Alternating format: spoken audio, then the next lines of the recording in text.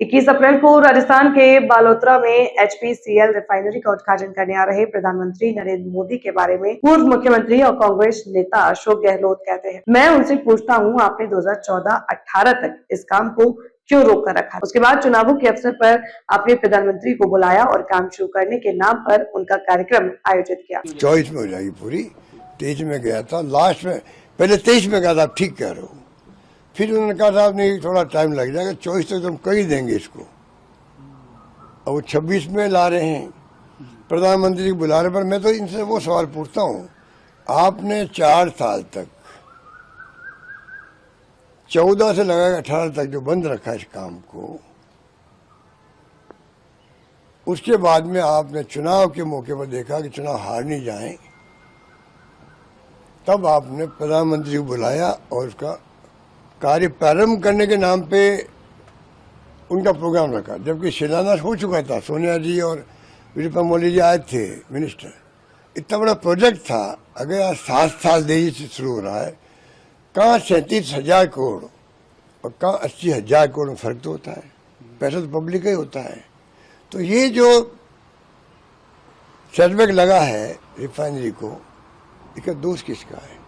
पहले वसुंधरा जी को भी मिसगाइड कर दिया गया कि घाटे का सौदा है, और ये भी कह दिया कि पानी हमारा, जमीन हमारी, बिजली हमारी, तेल हमारा, फिर हमारी भागीदारी 26% क्यों है?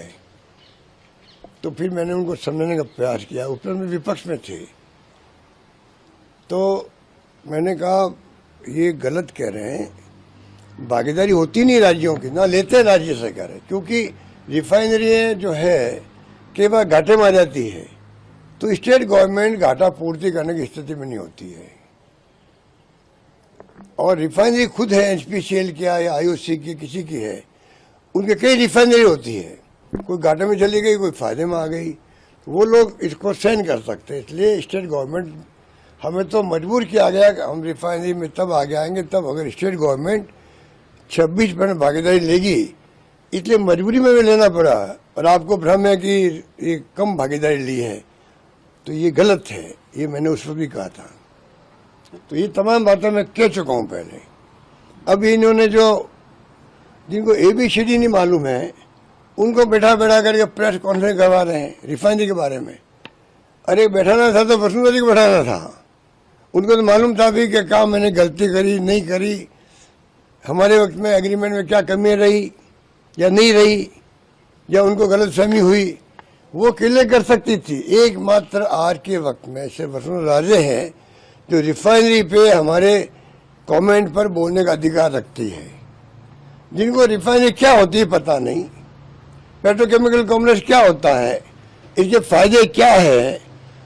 ये मॉडर्न रिफाइनरी है, कंट्री की आधुनिक रिफाइनरी है, ये सबसे हाई टेक्नोलॉजी की रिफाइनरी है।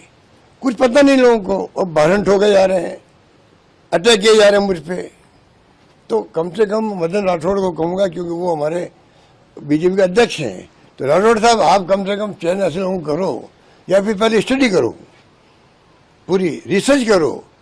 उस सरकार आपके पास में, केंद्र में भी, राज्य में, आप तो पता लगा सकते हो हमारी क्या कमियाँ थी, फिर जम के बोलो, फिर हम जम के जवाब देंगे।